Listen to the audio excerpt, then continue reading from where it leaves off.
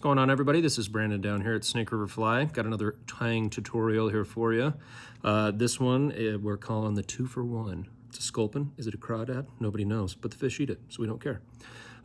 So this guy here, we just got in a fresh restock on all of our laser legs. So everything in here, one of our favorites, but just a really soft chew toy, if you will. Kind of imitates a little bit of everything. That's something I wanted to talk about today, is the fact that you should have a pretty decent amount of patterns in your fly box, whether they're streamers, dries, or nymphs, that cast a wide net, if you will. So imitate a lot of different things and aren't super specific, and that's exactly what this thing is here. It's in the right colors, thyme and olives, and then, you know, golds, you name it, but this is one of my favorite colors here to imitate a lot of our crawfish that we have in the Snake and the Port Nymph. Red side shiners, sculpins, you know, the Snake River sculpin is kind of that sandy kind of brown with that modeling, so it fits the bill there. Bass, trout, carp, all that jazz, like chewing on these things. So hook that I have in the vise here, 2 different hooks. You could use the number 8 big nymph hook from Matsu. That's a great one.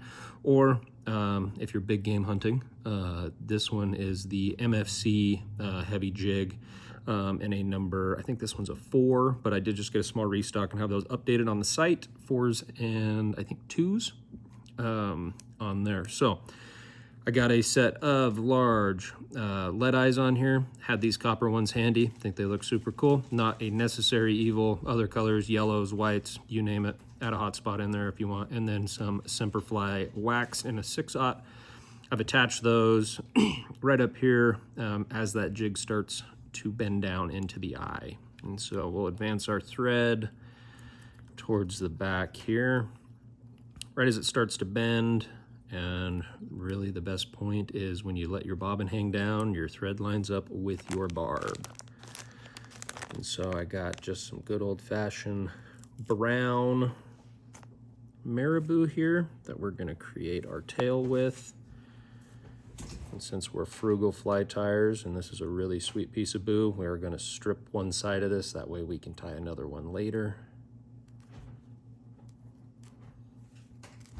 Just pull that down the stem, then you get this really nice flowy clump. So just like most everything, you know, we're going to take about 2 shank lengths of marabou, tie that in off the back here on top, and then we're going to work that marabou butt ends up towards the eye, capturing those as we go.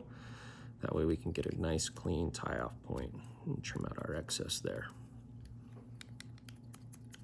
And work our way back down to the base of our tail. So now we're going to take some of our everything laser legs, and we're going to pull 1 strand of those off. We're going to wrap that around our thread and then capture that there. Couple wraps, and then we will take some of our blue craw. This one's really cool. We use this one quite a bit. You know, looks you know, blue there. Hold it in the light and in different angles. It has a cool olive kind of tone to it. So same thing, we'll take 1 of those, repeat that step, tie that in, and then take a set of those, fold them over the top, capture that with our thread, and wrap back on them, setting them in place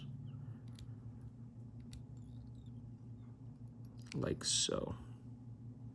With these, I'm going to cut these just a touch longer than my tail. That way we get some good movement.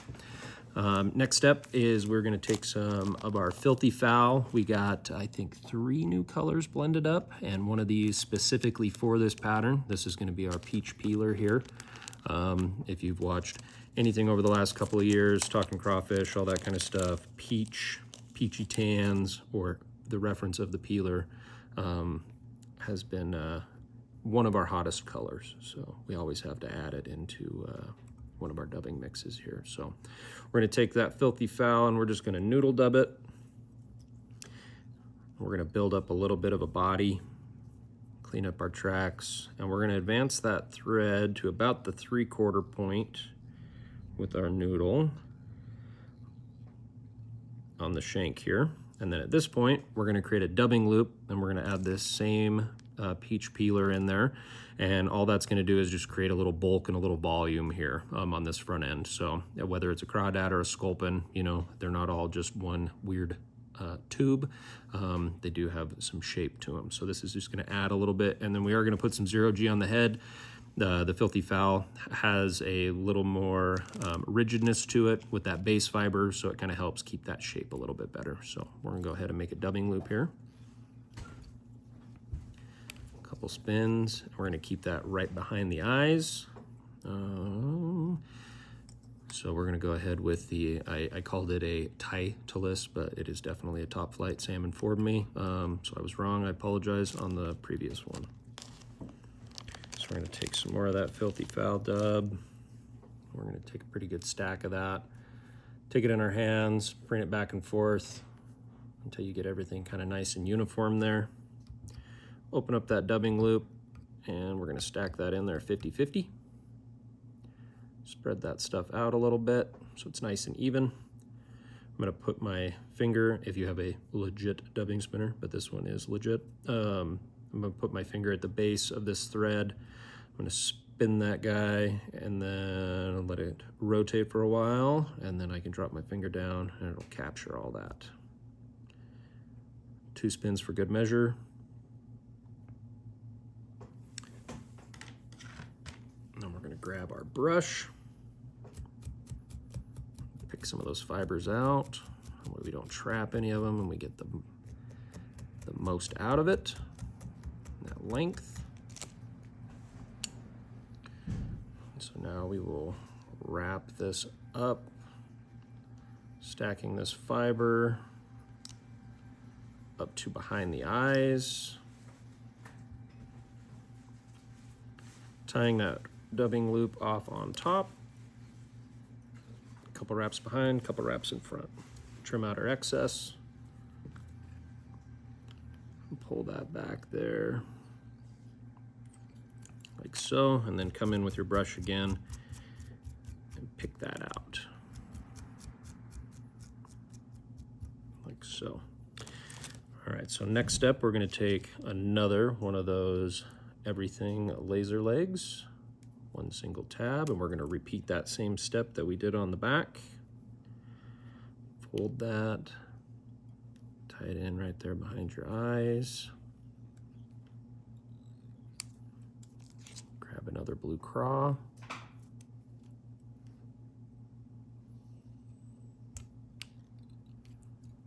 And then do that same exact thing that we did. A couple wraps to hold them in place. And then take that over the top, tie it in on the other side to set your legs. Same kind of thing on this one. I'm gonna cut these about the length of my tail. Really long, tons of movement.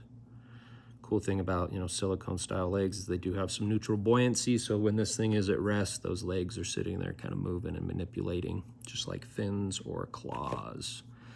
So in the wide world of fly fishing, Euro nymphing is a craze, and you keep seeing all of these blow torches, tag nymphs, different things like that, where they have these little hot spots. And so I decided to start throwing these into some of my streamers, and I don't know if it's really because of that they work maybe a little better, but it's cool. So we're gonna add a hot spot here. So I've just taken some floss in fluorescent red, try oranges, yellows, chartreuse. You know, I'm a big advocate of hot spots in flies, especially in these natural colors. So we're gonna stack this right on top, tie it in 50-50. Fold that sucker back.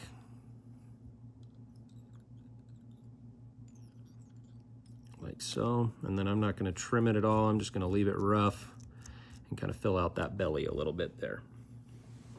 So now with our hot spot tied in, we are going to create another dubbing loop. Double dubbing loop for the 2-in-1. It's getting crazy over here.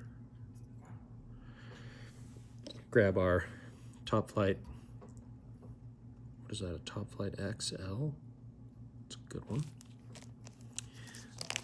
We're gonna take some zero gravity dub now in our brown. Gonna do that same thing. We're gonna take some of that fiber, we're gonna stack it in our hands, get it all nice and even. Gonna open up that loop,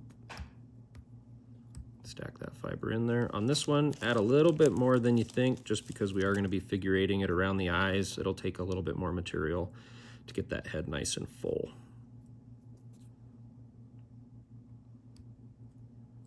So we got our 2 stacks in there. Do the same thing. We're gonna spread this stuff out nice and neat. That way it's even. Same thing. Spin your dubbing spinner. You'll start feeling that thread kind of bunch up on your finger, and that's when you know you can drop it down. And 2 for good measure. Come in and brush that stuff out.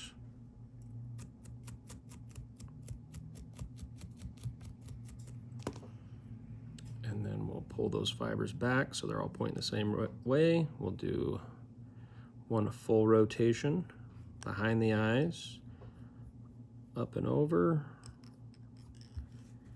and then under, up. And then I'm gonna turn my vise sideways here for a minute just because it's a little easier. And we'll do a couple wraps of this up front just to make sure that we're filled out nice. Couple wraps behind, handful of wraps in front. Trim out your tag. Then at this point, we'll pull those fibers back. We'll wrap over that tie off point, A, to clean it up, B, to help secure that even more. Dig through my mess, find my whip finisher, and we'll finish this fly off here. So, little imaginary head cement goes on there. Your fly's bomber. And so we'll brush this head out here now.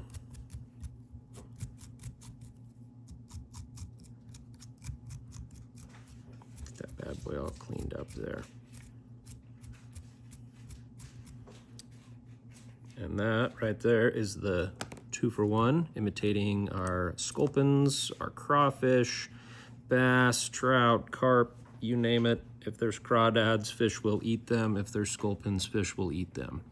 But like I said, really great bug that, you know, on the jig hook, swing it, strip it, bounce it, hang it under a bobber. I mean, there's no rules, so tear it up. I mean, put heavier lead eyes on there and throw it on a spin rod for all I care. This is definitely one that you want to tuck in your box if you like chasing smallmouth or some of the big Snake River trout. We always appreciate you guys watching our videos. If you haven't subscribed, hit the like button, smash the bell, done all that cool stuff. It would be greatly appreciated because it helps us out a ton and allows us to kind of keep making these videos and rocking and rolling for you. So I appreciate you guys watching a ton, and we'll catch you on the next one.